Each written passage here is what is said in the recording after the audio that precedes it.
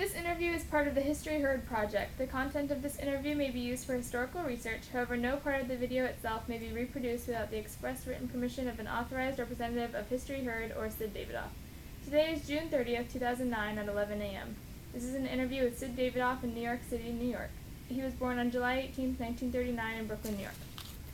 Okay, so you were New York City Mayor John Lindsay's right-hand man for all intents and purposes. And he began as America's mayor, and he was just loved by everyone. But then some people think that he ended up in poverty at the end of his career, but you say that that's a myth. There's a myth, first of all. Yeah, so we'll start with the end, and then go back to the beginning. When John Lindsay was out of office a number of years, practicing law, semi-retired, and then suffered a stroke and oncoming of palsy.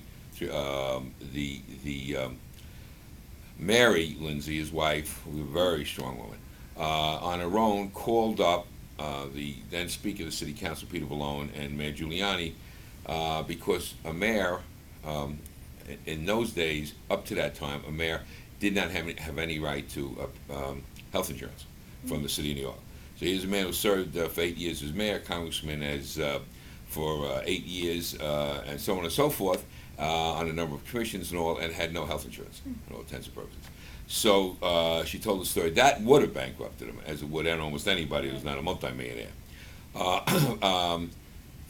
Because of that phone call, the mayor at the time and the city council speaker made a place for John as counsel to the UN Development Fund, which is a city agency, giving him a salary which was not as significant, but gave him the right to enter the health insurance program.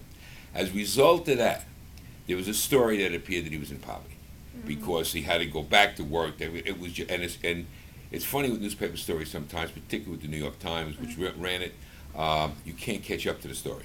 You can't get ahead of the story. So as much as we were horrified by the story. In fact, I had people calling me up from the administration who've been out for a number of years, who've gone on to other lives, saying, "Is there a fund? Can we contribute?" John would have been horrified had he known that. So as much as we tried to change the story, we couldn't. As a result, even in his obituary, they brought up the issue again. So, sometimes you just got to let something go. Yeah, really. When a myth becomes reality and a perception is all that's important. So then, also, during his career, some people thought that he was too much of a Democrat to be a good Republican, and some people thought that after he switched, he was too much of a Republican to be a good Democrat. This was an odd time. 1964, the Goldwater election, where Goldwater was devastated in most states, where the Republican Party moved. There's been a number of books, articles, theses written on the destruction of the Republican Party and the liberal wing, and so on. Rockefeller was governor. Nelson Rockefeller was governor of the state of New York. Jacob Javits was the senator for the state of New York, and Ken Keating and Bobby Kennedy. And in that year, Bobby Kennedy came into New York from Massachusetts to run, and with the landslide with Johnson against Goldwater, the state really became more democratic one of those years. But the point being that the Republican Party, the middle of the roaders, the liberals, certainly the northeastern liberals in the Republican Party, were just castigated and considered outsiders. John Lindsay was one of the members. He refused to endorse Goldwater. So his Republican credentials were really in question. Mm-hmm. But he ran in 1965 on the Republican liberal line. At that time, the Liberal Party was a very important party to the city of New York.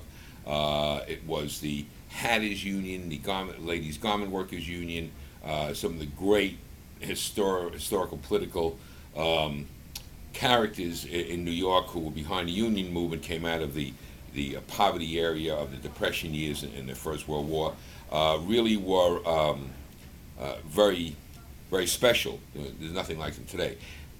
So that was the liberal line combined with the Republican line. Very unusual. That's how he won the election. Mm-hmm. So when he got in, he was a Republican, and in particular because of Goldwater, and as the party began to move right, he became less and less the image of what the Republican Party wanted. A big mistake, but that's what happened. So now 1969 comes, he runs for re-election, he loses on the Republican line, and runs for re-election after the primary on the liberal independent line, and in unprecedented ability to run on that kind of a line, won the election. Also, not a big one. I mean, it was a squeaker, but we won. And that's so yeah. And as I say, there's been a lot of, and then he became a Democrat, switched to the Democratic Party. A lot of debate on that within the administration. Switched to the Democratic Party after he endorsed Arthur Goldberg against Nelson Rockefeller for governor in 1970. There was no hope for him in the Republican Party. After doing that, he switched over and then tried to run in the presidential primary. So it was Winston Churchill did something similar in England. But at the end of the day, I think that John Lindsay, if he had to do it over, would have not have switched parties.